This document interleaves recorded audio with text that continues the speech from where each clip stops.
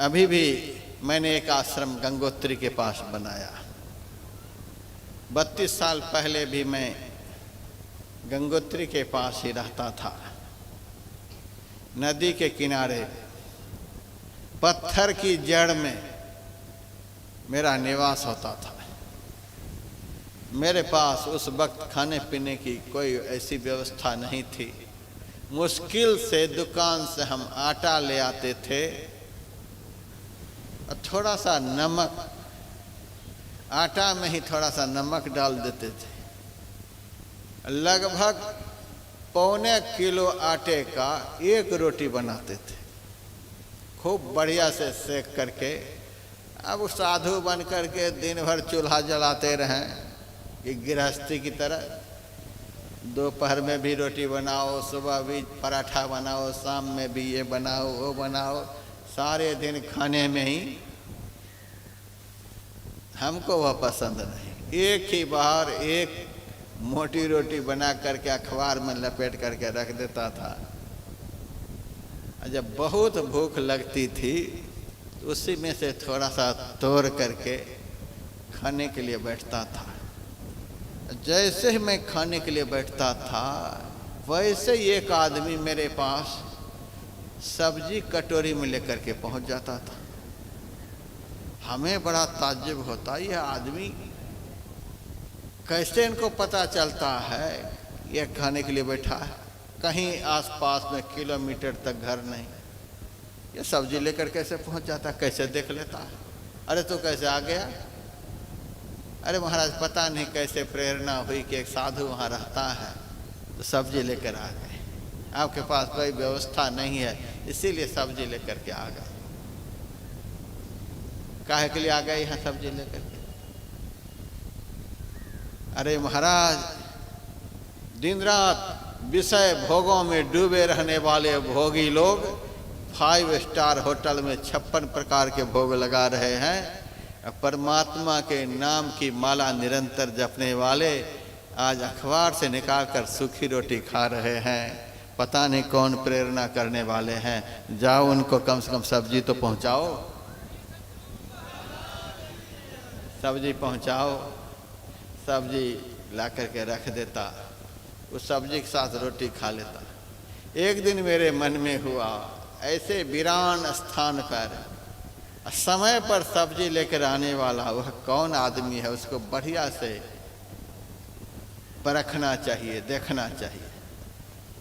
मैं स्थान बदल दिया, वहाँ से कुछ दूरी पर चला गया।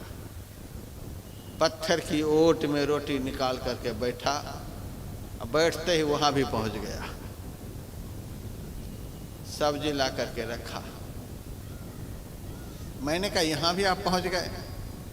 अरे महाराज हम तो आपका पता लगाते ही रहते हैं, आपका पता लगाते ही रहते हैं। पहुँच गए। सब्जी को अखबार पर ही उलट दिया, कटोरी लेकर के निकला। 1 मिनट नहीं लगा होगा, हम उठकर खड़े हुए उनको देखने के लिए। किस दिशा से यह आदमी आता है, उठकर खड़े ही उनको देखने के लिए। तब तक देखते हैं कि वो आदमी का कहीं पता ही नहीं,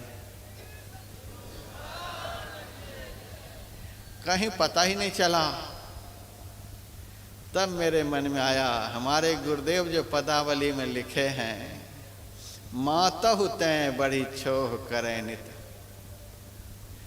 पितहु ते अधिक भलाई है, कुल मालिक होते बड़ी कृपा धारें, गुरु सम नाहि सहाय है।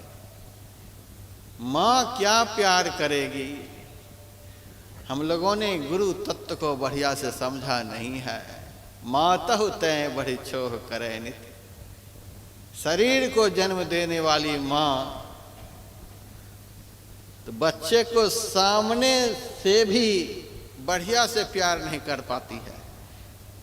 पेट में बच्चे को दर्द रहता है, माँ को पता नहीं चलता किस कारण से रो रहा है।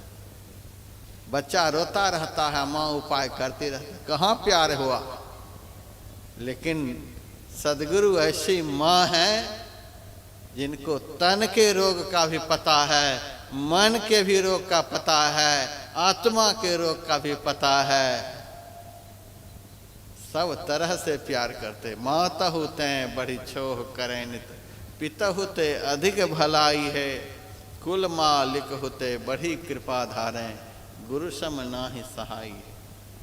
जो गुरु कृपा तनिह विचारें, मिटें कल्पना सोग है, गुरु सम दाता साहब नाही, गुरु गुरु जपिए लोग है।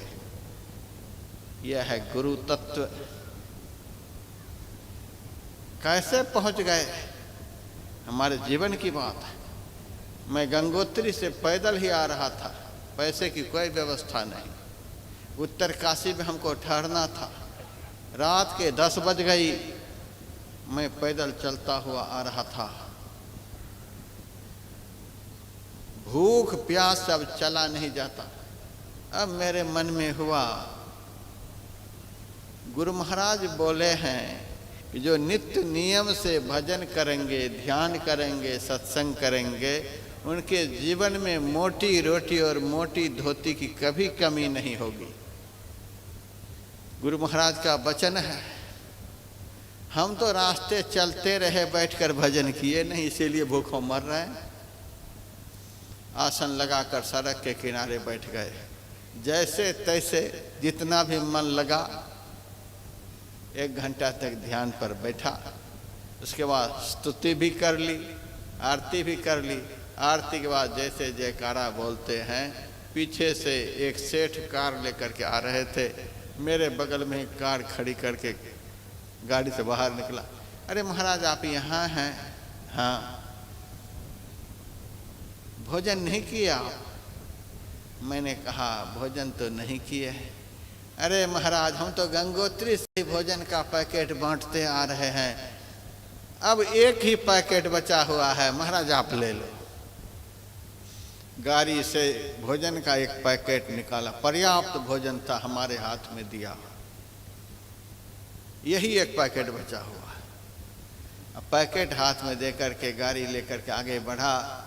थोड़ी दूर आगे गाड़ी निकली नहीं होगी, गाड़ी गायब। कहाँ गाड़ी गई पता नहीं। कौन देने वाले हैं रोटी? ऐसी मुसीबत में भी रोटी देते हैं। यदि आपके दिल में गुरु के वचनों पर विश्वास है, गुरु के सिद्धांत पर विश्वास है, गुरु तत्व पर विश्वास है, गुरु के मंत्र पर विश्वास है, गुरु की स्थिति पर विश्वास है, तो धरती के अंतिम तल में भी आप बैठे रहेंगे, वहां भी आपकी व्यवस्था होगी। यदि ऐसा विश्वास नहीं है तो कुप्पा घाट में भी चौड़े होकर के बैठे रहेंगे तो बिना कूपन का भोजन नहीं मिलेगा, बिना कूपन का नहीं मिलेगा, वहां से भूखा भागना पड़ेगा। यदि विश्वास है तो धरती के अंतिम तल में भी आपकी व्यवस्था होगी। भवानी शंकरो वंदे श्रद्धा विश्वास रूपिणो। यह है विश्वास गुरु के तत्व पर, गुरु के मंत्र पर, गुरु की स्थिति पर, गुरु के रूप पर, गुरु के आदेश पर शाश्वत विश्वास हो। और श्रद्धा किसको कहते हैं? श्रद्धा कहते हैं जिनके ऊपर आपके दिल में इतना बड़ा विश्वास है कि वे हैं, अभी वर्तमान में भी हैं। हमारी आंख में ताकत नहीं है, इसीलिए देख नहीं पा रहे। आप मरे हुए बाप को देख रहे हैं? जो बाप मर गए, क्या कहेंगे? हमारे बाप नहीं हैं। दादा को आप देख रहे हैं? नहीं देख रहे, लेकिन कहेंगे कि दादा हमारे नहीं हैं। मरे हुए बाप दादा की स्थिति को भी आप मानते हैं। हमारे बाप भी हैं, दादा भी हैं, शरीर में नहीं है, शरीर छोड़ गए। गुरु महाराज तो साक्षात ब्रह्म हैं, इनकी स्थिति से क्यों आप लोग डामाडोल होते हैं? क्यों डामाडोल होते हैं? जिनको हम मानते हैं कि ये हैं, सर्वकाल में हैं, उनसे हमारा मन कभी डामाडोल नहीं हो। इसी का नाम है श्रद्धा। विश्वास का अर्थ उनकी स्तुति पर पूर्ण भरोसा, श्रद्धा का अर्थ जिन पर भरोसा, उनसे हमारा मन कहीं इधर उधर नहीं जाए, मन कभी डामाडोल नहीं हो। माता भी वही, पिता भी वही, भाई भी वही, सब कुछ वही। यही है श्रद्धा, अति अटल श्रद्धा। श्रद्धा के साथ दो दो महत्वपूर्ण विशेषण लगा हुआ है, अति, अटल। यह कितना महत्वपूर्ण विशेषण है। अति से अधिक तो कोई महत्वपूर्ण विशेषण होता ही नहीं। अति, फिर देखो अटल। श्रद्धा के साथ ऐसा ऐसा विशेषण का प्रयोग हुआ है। हमें गुरु महाराज में अपने मन को किस तरह से स्थिर करना चाहिए। अति अटल श्रद्धा प्रेम से गुरु भक्ति करनी चाहिए। श्रद्धा टले नहीं, हिले नहीं।